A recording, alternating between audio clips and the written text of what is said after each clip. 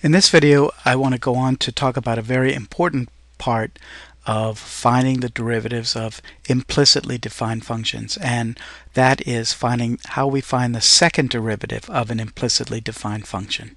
And so we'll look at 45 through 49. We'll see if we can get through all of those in this video. In problem 45, we have x squared plus y squared equals 4. We'll take the derivative of both sides with respect to x. On the left side, we have 2x plus 2y, y prime. On the right side, the derivative of 4 is 0. We're going to subtract the 2x from both sides, divide both sides by 2y, and we end up with y prime is equal to negative x over y. So that's the first derivative of x squared plus y squared equals 4. Next, we want the derivative of that, and we can call that y prime prime is the derivative of negative x over y. And for this, we'll need to use a quotient rule, and the quotient rule will have the numerator as negative x, the denominator as y. So the quotient rule says low d high, the derivative of negative x would be negative 1, minus high, which is negative x, d low, which is y prime, and all over y squared. Now, we simplify this a bit, but what we're going to end up with is an expression that has y prime in it still. So you notice you have negative y plus x y prime over y squared. And what we're going to do with this is simply to insert the value of y prime, which is negative x over y, into this new expression.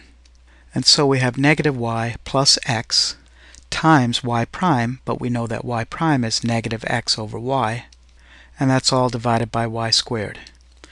Now we know from our work with complex fractions that when we have a complex fraction, we'll multiply by top and bottom by the least common denominator, which means in this case we'll multiply by y over y. And when we do that, we'll get y prime prime is negative y squared. Then when we apply y times x times the quantity negative x over y, the y's will cancel and we'll get negative x squared over y squared. And from this, we'll factor out a negative 1. Sorry, that denominator should have been y cubed. And after factoring out the negative 1, we have negative 1 times the quantity x squared plus y squared divided by y to the third.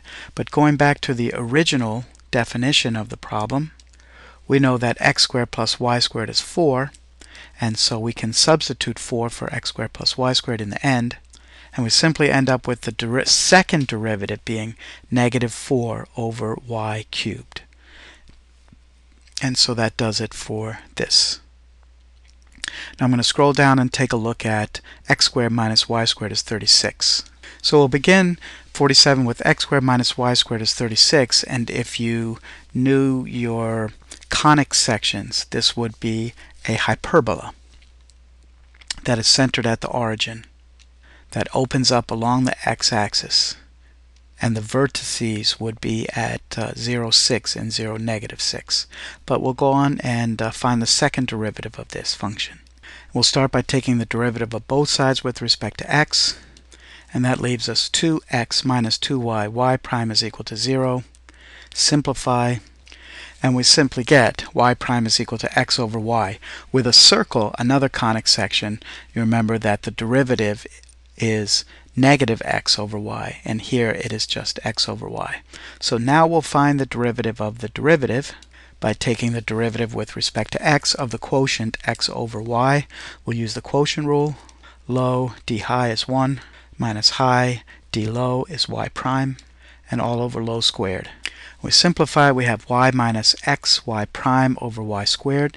We're going to do the same exact thing. We're going to substitute the derivative that we found earlier for y prime, and that'll give us y prime prime is equal to y minus x times the quantity x over y divided by y squared. And again, we'll multiply top and bottom by the least common denominator of y. Simplify again, we get y